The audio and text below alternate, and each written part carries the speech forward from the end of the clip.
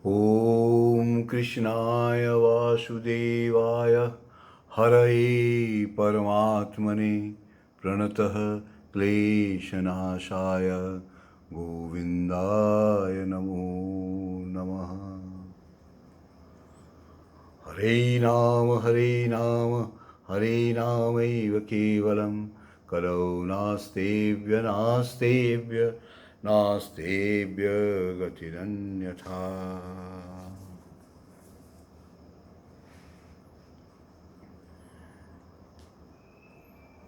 आज भक्तगण सादर प्रणाम।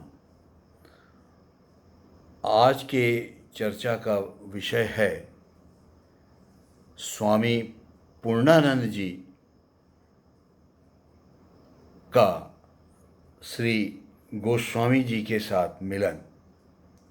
उनके साथ साथ स्वामी विशुद्धानंद जी और द्वारकादास बाबा जी जो वाराणसी में उस समय वर्तमान थे गोस्वामी जी के समय, गोस्वामी जी का इन तीनों संतों से मिलन हुआ। आइए इन तीनों संतों से क्या वार्तालाप हुआ इसके बारे में हम लोग चर्चा करें। स्वामी पूर्णानंद जी उस समय के प्रसिद्ध तांत्रिक महात्मा माने जाते थे। स्वामी जी का दर्शन कर वे बहुत आनंदित हुए। गोस्वामी जी भी उनका दर्शन करके बहुत आनंदित हुए। गोस्वामी जी के पुत्र योग जीवन का यज्ञोपवीत उन्होंने स्वयं कराया था। स्वामी विश्वनानंद जी उस समय के प्रसिद्ध ज्ञानी माने जाते थे। सभी शास्त्रों पर उनका पूर्ण अधिकार था। एक दिन गोस्वामी जी उनके पास आए। द्वारकादास बाबा जी अत्यंत दीन भाव तथा वैष्णव वेश में रहते थे। वे दिन भर संकट मोचन की और जंगलों में भजन करते थे। रात्रि के समय दुर्गाबाड़ी के पास अपनी कुटिया में आकर रहते थे। गोस्वामी जी जिस समय उनके दर्शन करने गए उस समय बाबा जी अर्थात द्वारकादास जी निर्जन जंगलों में थे। गोस्वामी जी उनकी कुटिया के द्वार पर अपना नाम और पता लिखकर चले आए। अगले दिन वृद्ध बाबा जी स्वयं गोस्वामी जी के दर्शनार्थ अगस्त कुंड पहुँचे। बाबा जी को देखते ही गोस्वामी जी ने साष्टांग प्रणाम किया। बाबा जी ने भी इसी प्रकार उन्हें प्रणाम किया। काफ़ी देर तक दोनों इसी अवस्था में रहे। तत्पश्चात सत्संग प्रारंभ हुआ। इस समय वहाँ कई विशिष्ट विद्वज्जन उपस्थित थे। उन लोगों के साथ बाबा जी ने अर्थात द्वारकादास बाबा जी ने पाश्चात्य दर्शन शास्त्रों तथा हिंदू दर्शन शास्त्रों का तुलनात्मक विवेचन करते हुए प्रमाणित किया कि हिंदू दर्शन शास्त्रों के कुछ सामान्य अंशों का उल्लेख पाश्चात्य दर्शन शास्त्रों में मिलता है।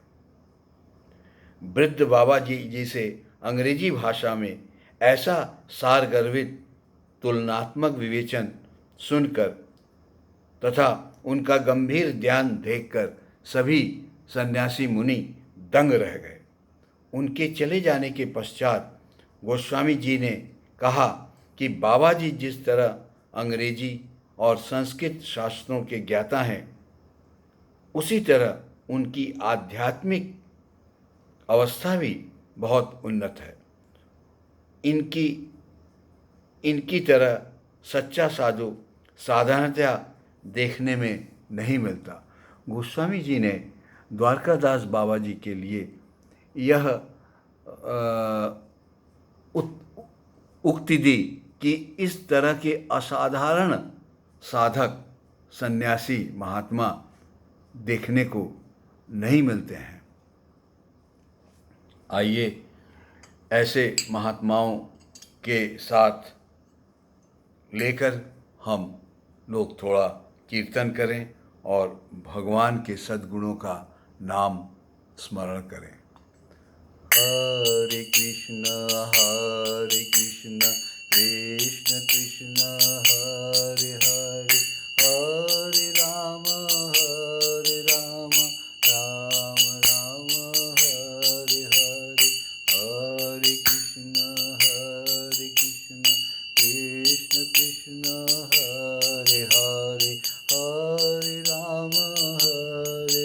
राम राम हरे हरे, हरे कृष्ण कृष्ण कृष्ण हरे हरे, हरे राम राम राम हरे हरे। एक और गोस्वामी जी का विशिष्ट उपदेश हम आपके साथ चर्चा करना चाहते हैं, जिसका संक्षिप्त विवरण यहाँ मैं आपको दे रहा हूँ।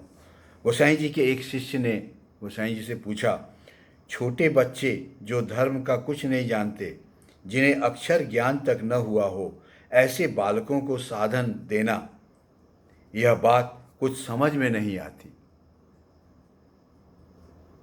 गोस्वामी जी का साधन छोटे छोटे बच्चों, इवन शिशु जो जस्ट जिनका जन्म हुआ था, या गर्भ में भी माँ के साथ इस साधन में शिशु का भी साधन हो जाता था, ऐसा उल्लेख मिला है।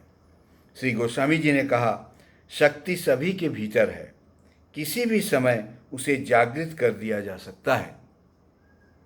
नारद जी ने सुखदेव में गर्भावस्था में रहते हुए ही शक्ति संचार किया था।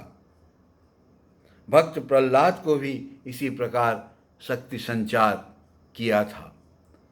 आँखों की पीड़ा होने पर आँखों पर ही दवा प्रभाव डालेगी, उसी प्रकार जिस पर शक्ति संचार किया जाए, नाम उसी पर क्रिया करता है। ध्यान देने योग्य बात है,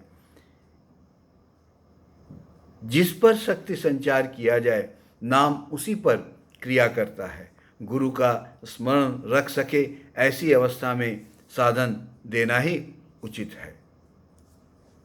जय श्री राम।